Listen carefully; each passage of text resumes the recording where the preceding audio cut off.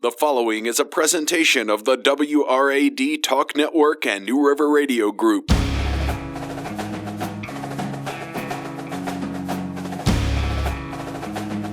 It's time for Fourth and Goal, presented by Cody Jernell of the Gravity Real Estate Group on the WRAD Talk Network. Voice of the Pulaski County Cougars, Rick Watson, is here to discuss and break down this week's matchups in the New River Valley and beyond. Here is Rick Watson. And we welcome you in to another edition of the Fourth and Goal Show. We preview and review the high school football schedule. I'm Rick Watson, joined by the sports director, WFXR, Jermaine Ferrell. Jermaine, how are you, my man? I'm doing good, sir. How are you doing this morning? Oh, doing great. Enjoyed your coverage last week, I guess, officially for a lot of schools, week 2, week 3, depending on what's going on with the delays in scheduling. But this maybe week, even, in some cases, maybe week 1. Too. Week 1, that's right. Not nearly as many interruptions this week, which is a great thing. But last week, I want to get right to it because you had some great pictures and reporting coming on from your game of the week. And obviously, that was Lord Botetourt and the 5-time defending champs, Riverheads, 39-game winning streak. They put up 60 points. I mean, I like what Botetourt's doing. They have some defensive issues, but this Riverheads team and what they do is just amazing. And you saw it firsthand. I'll tell you what, Rick, you're going to have to, if you're going to beat a team like Riverheads, you got to play a perfect game. And, you know, Botetourt could have played better, but Coach Harless, I mean, he didn't feel too upset about it. He just says, hey, it's one of those games, you know who you're going to go up against. You know you're the challenges. Mm-hmm. Riverheads, they travel. They made it sound like it was almost like a playoff game. You know, when you had as many fans as they had at that game, that place was packed. I mean, Jamie Harless, I remember the comment he had after the game. He said how, you know, hey, you know, that Riverhead team, the coach said, you know, we're going to come down there and eat up all your hot dogs, which I hope they had enough hot dogs down there. Oh, no, that was packed. I mean, that was an atmosphere like it was a playoff game, Rick. Yeah. I mean, because Riverheads and Lord Botetourt, people will probably wonder, well, Riverheads is dominating in Class 1. Let's see what they do against a Class 3 team. And they showed they could beat a Class 3 team. Wow. A strong Class 3 team in our state in Lord Botetourt. And I said earlier in the week, I think they could beat a team in Class 4, Class 5, Class 6, because winning is winning. And I think sometimes people get lost in classifications. I mean, there are teams out there, it doesn't matter what you are. Like you look at earlier this season, we had Brookville. They're a strong Class 3 team. They beat a strong Patrick Henry team in Class 5. So right. I think sometimes the classification stuff gets thrown out there. But a team as good as a team is, it doesn't matter what your classification is. Anyone can beat anyone on any given Thursday, Friday, or Saturday. Correct. And coaching has a lot to do with that. And with the way the school populace seems to be more, you know, broaching toward one another, and as classification, the meanings get dwindled, like you're saying. I just love the great you go into it with the attitude, let's just play anybody anywhere. And I like programs that do that. I think it's a lot of fun. And what gets you ready for district play more than games like that, whichever side of the scoreboard you're on at the end. And that's true, too. And one thing I think gets lost, too, another thing, when you look at schools, let's look at a school like a Franklin County, for an example. Enrollment-wise, they're Class 6. Mm-hmm. But when you look at, all right, how many kids come out for football or all the sports? You know, you might have numbers that would be the equivalent of, say, a Class 4 team. And, you know, this summer, you know, we went around to a lot of teams, a lot of places, and you would think there'd be more kids out there playing football, and they're not. Now, there's obvious reasons. Could be COVID or could be just a lack of interest. I remember as a kid, you know, when I was playing at Patrick Henry in the late 80s and early 90s, I mean, you had probably about 150 kids out there for JV, freshman, and varsity. You know, you had a lot of kids. Nowadays, combined, you might get 50 or 60 for your freshman, JV, and varsity. And it's just not as deep as it used to be because, you know, kids probably have different interests or whatever, and that's fine. But the numbers aren't what they used to be. So that's probably one other factor. And I think maybe the VHSL again, I'm going to get on my VHSL soapbox, you know. Maybe they need to look at how many kids are playing versus how many are in your enrollment, because a team in Northern Virginia, they're always going to be stacked, or a team maybe in Richmond will always be stacked, or, you know, the Tidewater area. But in our neck of the woods, I mean, they're still decent numbers, but they're not the numbers that they used to be. I couldn't agree more. I think you have to adjust all that. You can't just look at a pure number if they're not playing football. But who do you have available? What kind of bodies do you have? How many kids can travel? Things like that are vitally important. And speaking of traveling, I mean, we've had so many quirks in the schedule. Last week, Pulaski County welcomed in James Wood from up near Northern Virginia. Great football game. This week, you have some adjustments. Christiansburg's going down to the other end, Wise County, to make up for their game last week. They were scheduled to have a bye week this week, but they're going to play since they had a off week last week against Central High School. We have GW Danville playing in a school in South Carolina on the road this week. So doing what you can to get games in. And I want to go back, Jermaine, we talked about it, but just kudos to these coaches and these administrations for trying to do the best they can to piece together a 10-game schedule, right? Any way they can. Yeah, and we talked about Bottot earlier. They lost their game next week. They're supposed to play at Princeton, West Virginia. Right. And Princeton, West Virginia is having their issues. So that game, Laura Bottot's looking for a game now. And again, it's stressful because you just don't know, am I going to have a game? And right. I mean, even up to kickoff, you never know. It could be a Friday. Could you imagine on a Friday if a game got canceled? Oh, could you imagine that? I mean, it's tough. Oh. Anytime it's canceled, any day is tough. But could you imagine a Friday, you're getting ready, you're lathered up, you're ready for a game, and then all of a sudden, we can't play the game. And that's just tough. It's so stressful, Rick, like we mentioned, it's stressful for all the administrators. I mean, right now, if you're a high school coach or if you're an athletic director, this is probably one of the more stressful times in your life the last couple of years because, schedules can be put together pretty quickly and more times than not, but it's all about timing. Again, if you know Monday, okay, let me scour. And I guarantee you, a lot of these schools, they're going to have a cheat sheet. They're going to have a list of teams. Okay, if something were to happen, they're off this week. What can we do? So it's a challenge, but hey, these coaches are awesome. And it's a blessing that we got them out there and they're taking care of our young people. And that's really where it's at. And this is going to be a learning lesson. These high school kids will take with them when they, get older and they become adults. They'll remember this time. It was like, wow, it was a crazy time. So we'll see how it goes. But yeah, schedule changes are tough, and yeah, that's another thing too. You mentioned travel. I mean, like for instance, Christiansburg going all the way down deep to find a game. I mean, it's kind of, and again, if you're trying to get into the playoffs with Christiansburg, they're off to a 2-0 start. You want to keep that momentum going, especially when they enter, the River Ridge district, when you have to battle like Pulaski and Salem and Patrick Henry and Hidden Valley and, even Cave Spring. The whole district is tough because you got some teams and those are the games that are going to decide whether you make the playoffs or not. So you want to pile up as many wins. You don't want to miss any games. So you want to get as much as you can because we know how the playoffs are. This is the Fourth and Goal show. I'm Rick Watson, joined by the sports director, WFXR. His name is Jermaine Ferrell. Well, looking back at last week, some other results before we get into the preview of this week, Jermaine. Hidden Valley kept rolling along. They set up an undefeated showdown this week on a Thursday against Glenver. Glenver knocked off Cave 28-14. And, similar type of school they're going to be playing this week, Hidden Valley. They beat Northside 42-7. Both of those programs off to great starts. Salem continues to rebound. They really offense clicking on the road down at Fleming, 46-20, the final score.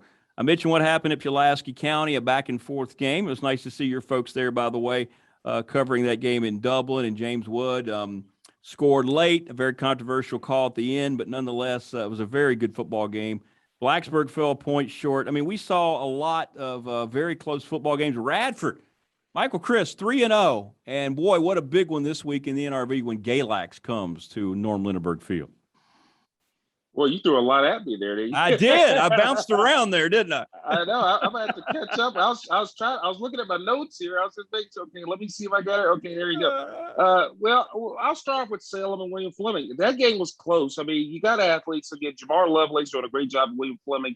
Close ball game, but in the end, Salem, they do what they do. That second half, it kind of felt kind of like the state championship game they played against Lake Taylor. I mean, Fleming's got athletes all around the board, but then that second half, they get the mules, they get that line going, and runs that maybe were 5 or 6, 2 or 3 yards end up being 5, 6, 7, 10 yards.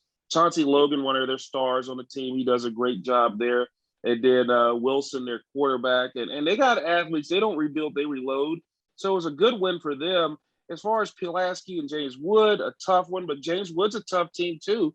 And that's something that'll help them, get them challenged all the way around the board. But the game, we're looking for, as we're taping this, the game we're looking forward to is that Hidden Valley Glimmer game, a pair of 3-0 teams. And I tell you one thing, this game is going to be very interesting because here's the thing: if Hidden Valley, the winner of this game is really going to be sitting pretty, because if you're Glenver, you got to win against a team that's in the higher classification. They'll be, they're class 3 versus class 2. But if you're Hidden Valley, you get that win, you're feeling good. You're 4-0, you're rocking and rolling, and the winner of this game is going to be 4-0, and you cannot, look at that and say, wow, that's big time, because now again, you set yourself up. Because Glenver always plays a tough schedule. Hidden Valley's banking as many wins as they can because, like I said, their schedule is going to toughen up again when they play, the Patrick Henrys, the Pulaski Counties, and the Salems. So, and they got great quarterback play. Sam Dragovich, the Hidden Valley quarterback. I mean, sensational. He is a sensational kid. I mean, he's been putting up, a lot of numbers, and he's been playing pretty well. So those are really the things you got to look at, when you look at these teams. And again, Glenver will not shy away from anyone. They're always going to go out there and play whoever. Coach Clifford, he's going to play anybody. So I like it. I like these matchups because, I don't know if any people looking at the schedule say, okay, these could be 2-3-0 teams, but I wasn't too surprised because, again, the coaching, Scott Weaver at Hidden Valley does a great job. So, it's going to be a fun game. There was one other one I was trying to catch up. There was one, you threw them in there so quick. I'll throw in one myself. Patrick Henry getting that win over Albemarle. They christened their new field house. And when you come up here, because Pulaski County comes up to PH. That's right. So when you come up here, you'll get a look at that field house, which PH's facility now is so impressive. I mean, the football stadium, you know how the players used to walk through basically the parking lot to get onto the field. Well, now you got that big field house. And I tell you what, when you get there, you'll see how impressive it is. I mean, PH's facility might be better than some Division II and Division III programs because we have that field house. In the second floor, you're going to have a batting cage in there. You're going to have a wrestling match. You're going to have a golf area, a softball batting cage, a baseball batting cage. And then on the lower end, you're going to have multiple locker rooms. You can, you can divvy up the locker room. So it's such an advantage because it took so long for them to walk all the way up to their locker rooms up at the school.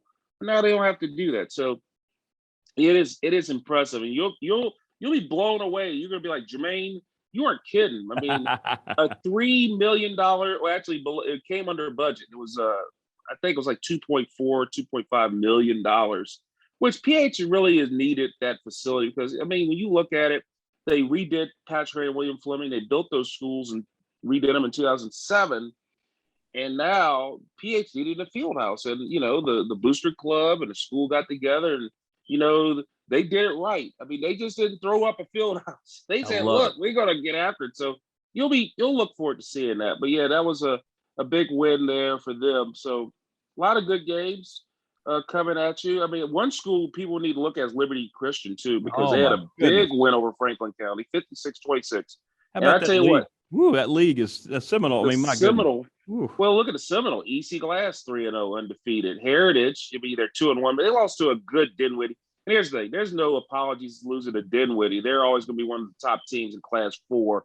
Rushburg off to a surprising start. Rushburg, they're 2-1. They got a good win as well last week. So Brookville's 2-0. It's like the SEC West. That district, the Seminole district, you're going to earn something. You're going to have a lot of teams coming out of there, from Class 3 and Class 4. So fun times at that district. So good stuff. But yeah, that's what football's all about. We love good stuff. We love good stuff. And before we take our break and we start looking at some of the games this week, my shout out for Team of the Week is going to go to the Bland County Bears. Jermaine, they haven't had enough kids. They barely have had enough kids. They have 2 wins now.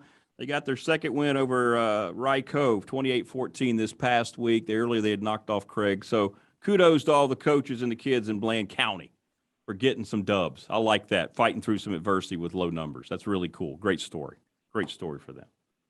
That's good. Right. You giving out shout-outs. Giving out shout-outs to, yeah, that's exactly. how you should. That's what Rick, we do. I'm going to give you a shout-out, Rick. You're awesome. There you go. We're going to step out, take a break. We're going to come back, and we'll look ahead to some of the big games. We'll find out what Jermaine's game of the week is going to be, WFXR. Stay with us as we roll along here on the Fourth and Goal Show. Don't go away.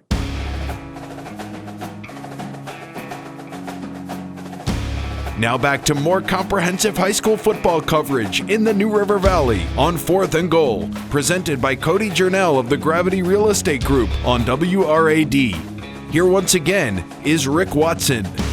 We welcome you back in. It's the Fourth and Goal Show. We feel like it's the best review and preview of high school football action to get you ready for the Friday night. Coming up here in just a little bit will be Radford High School taking on Galax. The pregame at 6:30, 7 o'clock the kick. One of many impressive matchups coming up this week. Jermaine, first of all, what are you guys focused on this week at WFXR with your game of the week? Our Friday Night Blitz game of the week is going to be the battle of the private schools. I mean, in Roanoke, we're going to have Norcross making the trip to play Roanoke Catholic. They play over at Vineyard Park over in Benton, so that'll be a good one. Yes. Roanoke Catholic, they're 0-3, but the biggest thing with them, they struggled. They've had numbers issues. Haven't had the players that they've had numbers-wise they've had. And the thing is that they've really struggled. They've had some injuries. They really roughly only have about 16, 17 kids, which is tough to really get things rocking and rolling. Norcross last week, they lost their game to Eastern Montgomery. They're supposed to play them, but then that had an issue there. So they had to go down to North Carolina, play a school down in the Raleigh area, lost them by 3 points. So they're 2-1 entering that game. And Norcross, again, they always have the athletes. But this game right now, it's a fun game. These two teams played 2 years ago. They didn't play last year because Roanoke Catholic didn't field the team due to COVID. Norcross, one of the only few teams played in the fall last year. They played a fall schedule, but circle back to 2019, they won a state championship. Roanoke Catholic in 2019, they lost in the state finals in their classification in private schools. So Norcross, always going to be a good ball club, and as well as Roanoke Catholic. And, Norcross are 2-1, and, they look to be, again, in the running for state championship. But you mentioned the game you guys are going to cover or have on the air, Radford and Galax. That's going to be a fun one. Got a Radford team 3-0, Galax 2-1. And these two teams, when, they can play each other, it's always going to be a fun one. But another one that, and I'll throw out there, and it's one of those rivalry games, the battle for Giles County. Yeah, I love it. Giles hosting Narrows, a pair of 2-1 teams. These two teams, I tell you what, you just throw the records out of the window too. Although, Narrows and Giles, it's been a one-sided affair over the last few years. Yeah. But here's the kicker. These two teams are battling for Giles County bragging rights, separated by about 5 miles. It's Parisburg, it's Narrows. Pembroke, call it Giles. the whole area. Right. But it's the whole area. I mean, the thing is, that's one of our favorite rivalries in our area. I mean, there's so many great rivalries, but this is a fun one. And it's going to be Steve Ragsdale Field is going to be packed. It's going to be electric. And it always is when these two teams play, the Green Wave and the Spartans. It will definitely be lit. Other games here in the NRV, Fort Chiswell at Floyd County. Winford Bill's team playing very well early in the year. Eastmont in Auburn. Auburn, unable to play last week, will host their county rival, if you will. And you've got one down the road. William Fleming, Patrick Henry, you played in this rivalry. What a great rivalry it is. The Colonels and the Patriots getting it done this week. Yeah, and they'll be playing Saturday afternoon at 1. And the reason why they moved that game is obviously, they want to make sure they have enough security and enough people to handle the game. And that game will be over at, Patriot Stadium, Merrill Gaynor Field. Patrick Henry 1-1, coming off a good win over Albemarle. Fleming 0-3. But when you look at their 3 losses, they've been tough against tough teams. I mean, you start off with Heritage. You lose by a couple of touchdowns there. You lose in overtime to Albemarle, up in Albemarle. And then, last week again against Salem, that was a tough loss for them. They were in there for the most of the half, and then the second half, Salem turned it on.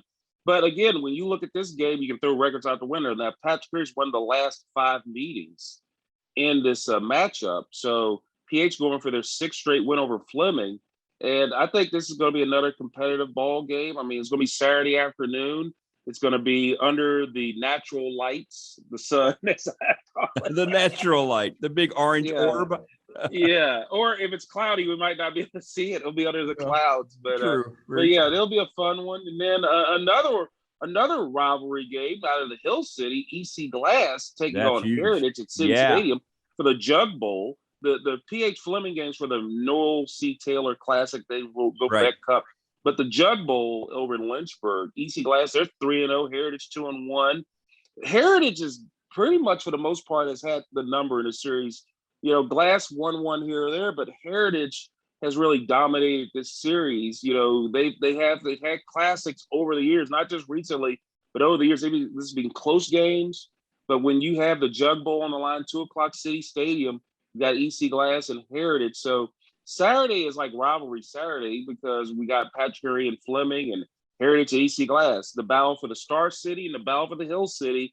And it's going to be fun matchups, Heritage and EC Glass, Patrick Henry and William Fleming. You can't beat it. I mean, it's kind of neat. I will say this. If I do bag the colleges for playing on Fridays, but in some occasions, I'm not a huge fan, unless you got to for high schools play on Saturday, because you're going up against the colleges. Yeah, it's tough. And but hey, you got to get the games in, and it's fun stuff. But yeah, sometimes on Saturdays, not everybody wants to go check out colleges. Maybe they're just diehard high school fans, so they'll go out there and do that. So it's a great matchup, and we're looking forward to seeing those games on Saturday. We mentioned earlier Christiansburg found a game down in Central, heading down to Wise County. It might be the first time those two schools have ever hooked up, just off the top of my head. James River and Covington. You have Martinsville and Dan River. Carroll County and George Witt. George Witt's off to a very slow start this year. Williamsburg back on the field since they couldn't play last week, taking on Bassett. Cave Spring looking to get on track against Allegheny. Liberty Christian Rustburg's another interesting matchup. We talked about that district already, Liberty and Amherst. I mean, it's just kind of a murderer's row, isn't it, every Friday night between that league? Yeah, and I want to correct you on something. My apologies for doing that. But William Byrd at Bassett, that game was moved to the 24th. So is it gone to the 24th? Okay. Yeah, they moved that to the 24th. Okay. So I know we just don't want to give out incorrect information because you're the man. They'll play that next week, correct? That'll be next. They'll play next week. Okay, yeah. So and I definitely want to help you out on that because and like I said, the schedule changes so much. Rural Retreat and Bland. We mentioned them earlier. That would have been a battle of undefeateds. That game got moved to October the 8th. Right. So, like I said, you got to keep up with the schedules and stuff. But yeah, you mentioned the Seminole District matchups. Rustburg and Liberty Christian. Rustburg 2-1. Liberty Christian 3-0. Liberty Christian has been like the lawnmower, and their opponent's been like the grass. They're coming out there. They're moving. But Rustburg has played well too. I mean, obviously Bert Torrance, who's won 2 state championships at Northside and helped Heritage win another state championship as an assistant. He's really built a culture there of success. And Rustburg's a good team and Liberty, but I think this will be, Rustburg's, strongest test this year. Liberty Christian, I mean, like I said, they've been rolling and, you can't beat that. And then, again, Jefferson Forest and Brookville 2-0 on the year. Jefferson Forest 0-2. They've lost a game. Yeah. They have to get that makeup game, and again, it's just crazy. And then we have another one. Liberty taking on Amherst. Amherst, this is the first time they're gonna hit the field. Remember, we mentioned teams that played 1 game, 2 game, and 3 games. Amherst County, this is the first time they're gonna hit the field all year. Haven't played, right. Haven't played at all. You got teams that are at least 3 games deep, so it's going to be interesting how they can make that up. Liberty, a surprising 3-0 on the year, but if they can get another win here, I mean, again, that Seminole District's going to get tough because again, they see the likes of a Rustburg, a Brookville, a Heritage, a EC Glass, so their schedule will get tougher. And then Salem visiting Northside. That'll be a game that will air on Saturday at noon on the WWCW. Northside reeling a little bit after that loss, but they've had some injuries and they've had players that couldn't play for various reasons, taking on a Salem team this has been a nice little rivalry over the years too. Salem and Northside, so it's going to be packed. Salem is going to fill that Northside side up, so it's going to be a spirited matchup between two great teams there. And you mentioned Franklin County at Magna Vista. Franklin County trying to get things going, taking on Magna Vista. They're off to a 2-1 start. So we got a lot of good games and good matchups. But, the biggest thing that I'm looking forward to is Friday Night Blitz. I'm just throwing it out there. So, well, yeah, as anyone who loves high school football is looking forward to. Absolutely. Absolutely. I'm definitely, that's like must-see TV for me. So I'm just throwing it out there. But, yeah, we got a lot of good stuff there. Also Chilhowie, they're 3-0 on the season. They take are. on Lebanon. So a lot of teams that you probably looked at, you said to yourself, okay, we don't know what this team's going to do and that. But again, when you win, Rick, it's all about confidence. So if you can get off to a good start, and these teams, now it swings the other way too. When you start losing games, I remember, and I'll be honest with you, I've been on successful patch carry teams, and I've been on teams that we're like, why are we even on the field playing? Why are we playing today? Because I'll tell you a quick story, real quick. Those PH Fleming matchups, played twice every year. Those were fun games. But also, right. I remember one time it was 1990, my junior year. We were 1-8. We go down and play Pulaski. Pulaski, I think they were having one of their tough seasons. They were 4-5 that year, and it was just a tough situation. So Saturday we get down there, and halfway on the bus, he said, we moved the game to Saturday. Like we had the police or state troopers stop the bus. So we're not doing anything. We turn around and we come back down there on a Saturday. It's cold. It's nasty. It's just miserable because you know how cold it can get. It Kenneth Jobson Stadium. Yeah, especially we're talking in November. It's about in Roanoke. It might have been 40 degrees. You get down to Dublin, it's about 20 degrees. So we didn't. I know we didn't feel like being out there. I didn't, and we lost that game big time. So, but that's just how it is, But yeah, it's all about getting that momentum going one way or the other. Well, and you guys had the momentum going at WFXR again. Friday Night Blitz, be sure to check it out. Right at 11, folks. You don't have to wait. You get home, you're ready to go. Top of the hour, boom. It comes at you fast and furious. And we certainly hope everybody enjoys the week of high school football, regardless of what game it is. Just be glad your kids are playing a game. Everybody have fun, take care of themselves. And Jermaine, thank you so much for your time, man. It was a lot of fun as always here on 4th and Goal. Good deal, Rick. Thank you so much. And again, we're going to be rocking and rolling. We'll also be having previews of the William Fleming, Patrick Henry, and Heritage EC Glass games. So perfect. Check us out. 11 o'clock Friday nights, WFXR. They'll review the Friday night action and preview what's coming up on Saturday. My thanks to WFXR's Jermaine Ferrell, Cody Journell as well for sponsoring this program, and for you, our listening audience. Enjoy the games, everybody. We'll see you next week. Until then, this has been the 4th and Goal Show, and we'll see you next Friday. You've been listening to 4th and Goal with Rick Watson, presented by Cody Journell of the Gravity Real Estate Group on the WRAD Talk Network. Tune in again Fridays at 6 p.m. all season long for in-depth analysis of high school football in the New River Valley. This has been a production of the WRAD Talk Network and New River Radio Group.